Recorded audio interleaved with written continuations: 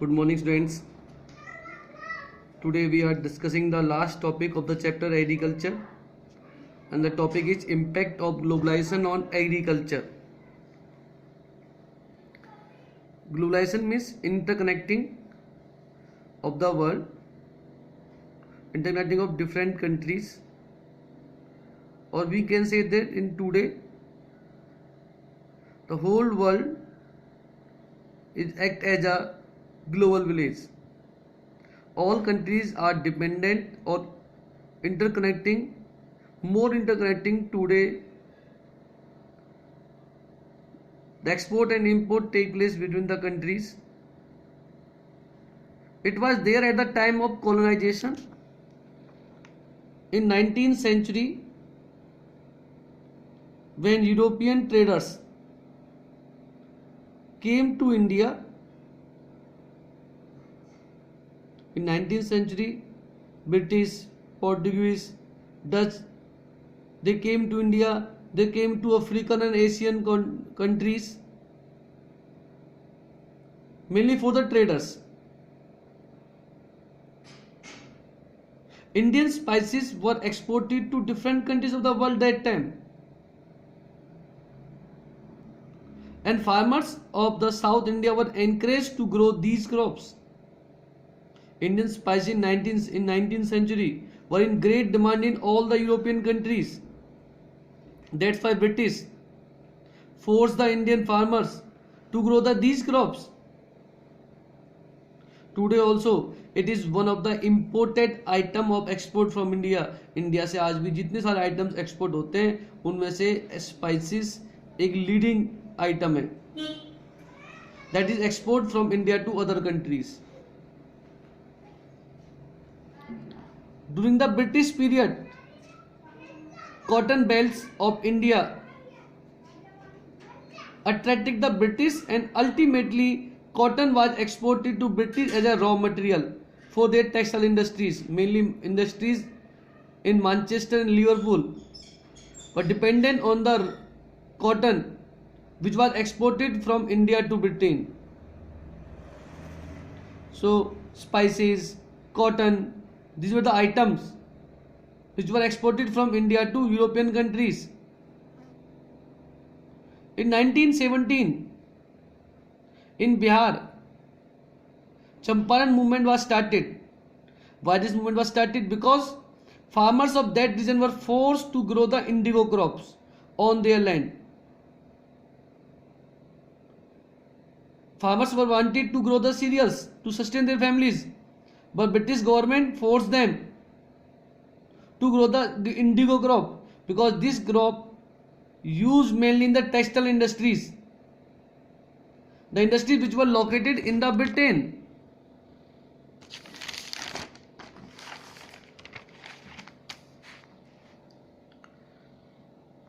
After growing indigo, if the farmers will grow indigo in all the cropping seasons, they were unable to grow the food grains to sustain their families. To sustain their families, farmers also need the food grains. If they will grow the only indigo crop, then how they will manage the food grains to their families? That's why Champaran movement was started in India, in Bihar in 1917. Under globalization after 1990, the farmers have been exposed to new challenges, and globalization mainly was at extended level after 1990 when liberalization was take place in the world.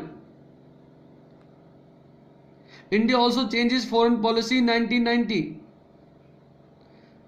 After this process, Indian farmers face the new challenges. Despite being on into an important producer of rice, cotton, rubber, tea, coffee, jute, spices, India in सारी crop से leading producer है. इसके बावजूद our agriculture products are not able to compete with the developed countries, because in such countries Because in the developed countries, cost of cultivation is low. And India, cost of cultivation is high. Why the cost of cultivation is low in the developed countries? Because their government give the high subsidy on agriculture in those countries. So they sell their products at low price in comparison to the Indian farmers. Today Indian agriculture finds itself at the crossroads. We are standing in the middle of the roads. If we want to make the agriculture successful and profitable, we have give to proper thrust.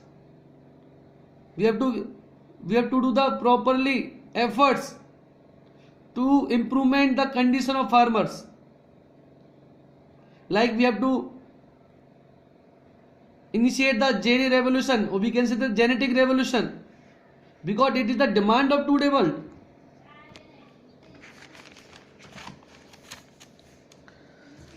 Because like organic farming is much in vogue.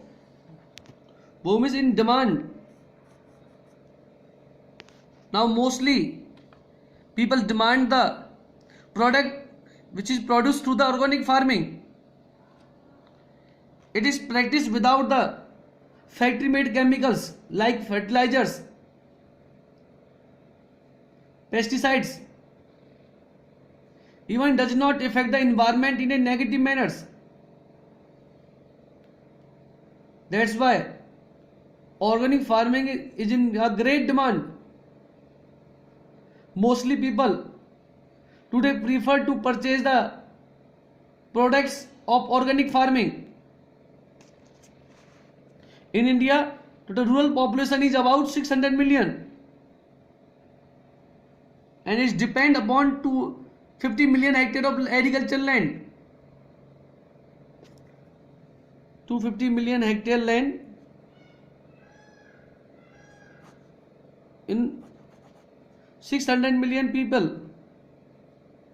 So we can say that there is an average of less than half a hectare per person. पर person के पास half hectare से भी कम land है. Indian farmers should diversify their cropping patterns. If you want to improve the agriculture, if you want to make the agriculture profitable, first of all we should diversify the cropping patterns in India from cereal to high value crops.